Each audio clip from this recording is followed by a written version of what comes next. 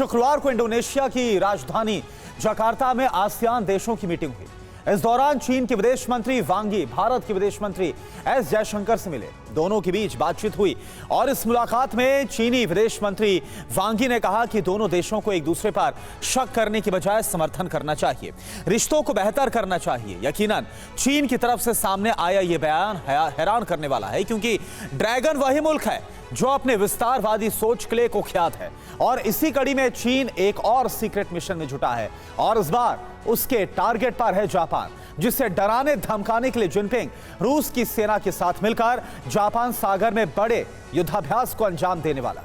आप देखिए।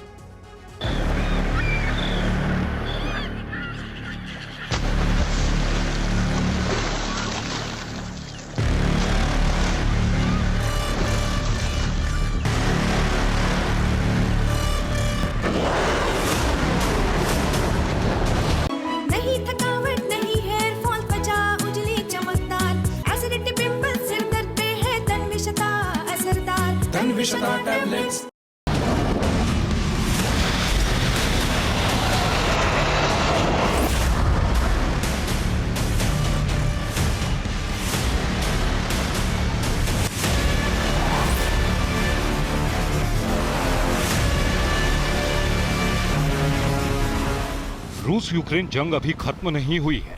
उससे पहले दुनिया के एक और इलाके में वॉर फ्रंट तैयार हो चुका है। दुनिया की दो महाशक्तियों के समुद्री योद्धा एक्शन में आ चुके हैं। आसमानी जंगबाज भी वॉर रेडीनेस मोड में है। और जानते हैं दुनिया के दो ताकतवर मुल्कों के टारगेट पर कौन है? ईस्ट एशिया का अदना सा मुल्क जिसका नाम है जापान।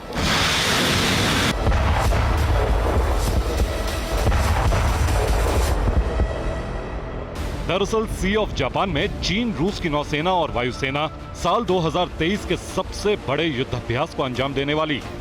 आपको बता दें, रूस और चीन के बीच होने वाले इस युद्धाभ्यास को उत्तरी इंटरेक्शन 2023 नाम दिया गया है।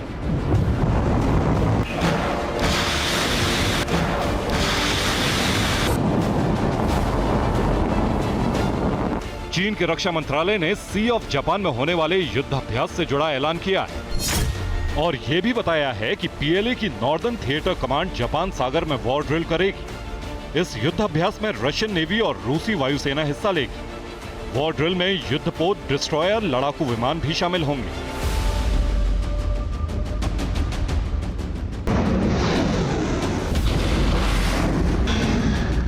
आपको बता दें कि यह पहला मौका है जब सी ऑफ जापान में चीन और रूस की नौसेना और वायुसेना एक साथ युद्धाभ्यास कर रही है।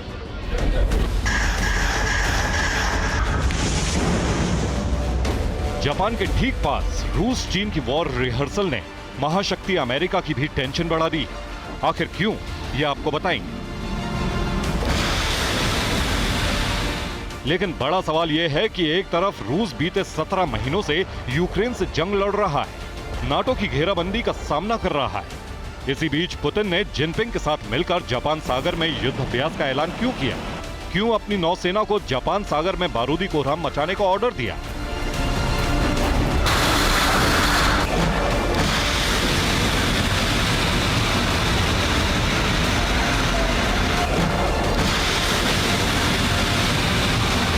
और सबसे अहम ये कि चीन ने भी उत्तरी इंटरेक्शन 2023 के लिए हामी क्यों भरी। इसे लेकर एक्सपर्ट्स दावा कर रहे हैं कि जापान सागर में मौजूद इलाकों की सुरक्षा, सी ऑफ जापान के समुद्री मार्गों की रक्षा, दुश्मनों के खिलाफ साझा रणनीति बनाना, युद्धाभ्यास के जरिए ताकत की नुमाइश।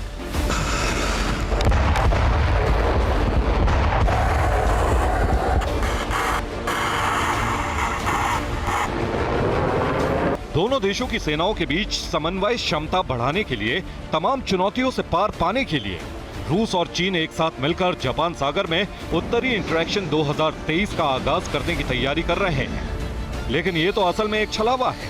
दरअसल सी ऑफ जापान में रूस चीन का एक साथ आना सीधे तौर पर जापान को डराना धमकाना है।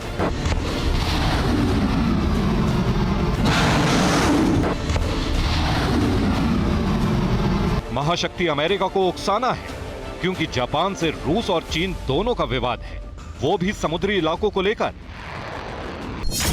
दरअसल जापान और चीन के बीच विवाद सेनकाकू आइलैंड को लेकर है। तो वहीं रूस और जापान में कुरील आइलैंड को लेकर तनातनी है।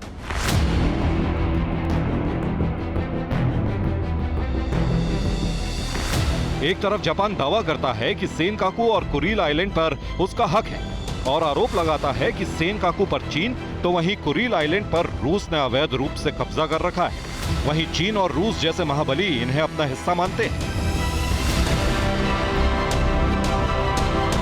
बस इसीलिए चीन और रूस अब जापान सागर में बारूदी ट्रेलर दिखाने को आमादा है, ताकि जापान जैसे अदने से मुल्क को सरेंडर करने पर मजबूर कर दे।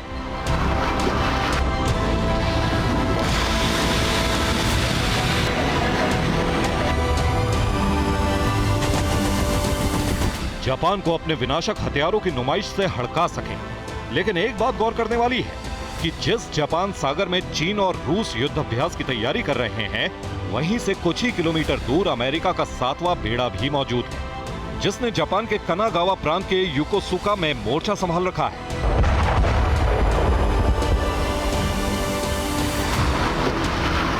ऐसे में इस बात की आशंका जताई जा रही है कि जहां दूसरे विश्व युद्ध का अंत हुआ, क्या वहीं से थर्ड वर्ल्ड वॉर का आगाज होगा?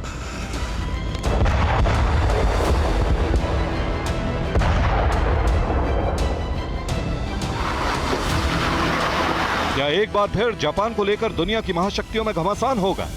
क्या 7.5 दशकों के बाद जापान में फिर से हिरोशिमा नागासाकी वाला मंजर दिखाई देगा?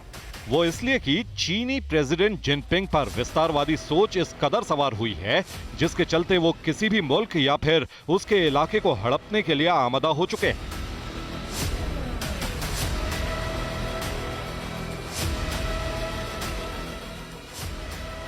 इसी कड़ी में ड्रैगन कंट्री का टारगेट सेनकाकू द्वीप है, जो समंदर का अकूत खजाना है।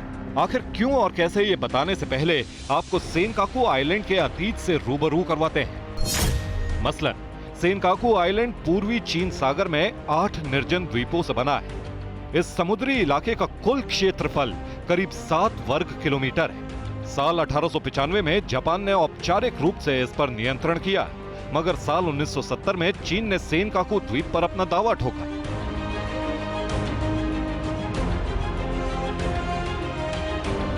दूसरे विश्व युद्ध के बाद महाशक्ति अमेरिका ने भी सेनकाकू द्वीप पर कुछ सालों तक नियंत्रण रखा, लेकिन बाद में जापान ने सेनकाकू द्वीप का कंट्रोल अपने हाथ में ले लिया। ताइवान भी अपना दावा करता है, लेकिन जब से चीन ने इस इलाके में दिलचस्पी दिखानी शुरू की, तब से विवाद काफी ज्यादा बढ़ गया। अब आपको बताते हैं कि आखिर क्यों चीन सेनकाकू द्वीप को हड़पना चाहता है। सेनकाकू द्वीप में तेल और प्राकृतिक गैस के भंडार हैं। यह समुद्री इलाका प्रमुख शिपिंग मार्गों के पास मौजूद है।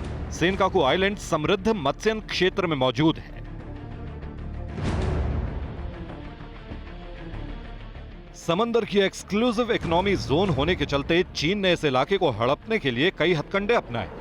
जापान को डरा धमकाकर सेनकाकू द्वीप पर कब्जा करने की कई बार कोशिश की, मगर वो अपने मकसद में कामयाब नहीं हो सका।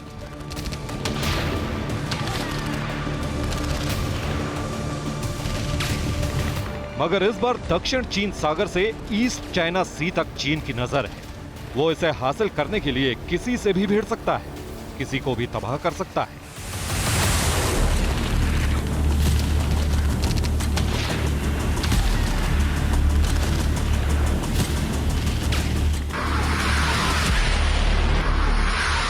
इसलिए ड्रैगन रूस के साथ मिलकर बारूदी साजिश रच रहा है, ताकि जापान को डरा धमकाकर सेनकाकू आइलैंड पर कब्जा कर सके। वहीं रूस भी जापान सागर में चीन के साथ खड़ा है, क्योंकि इस युद्ध अभ्यास के जरिए उसे सीधे तौर पर 2 फायदे होने वाले हैं। आखिर क्या, ये आपको आगे बताएंगे।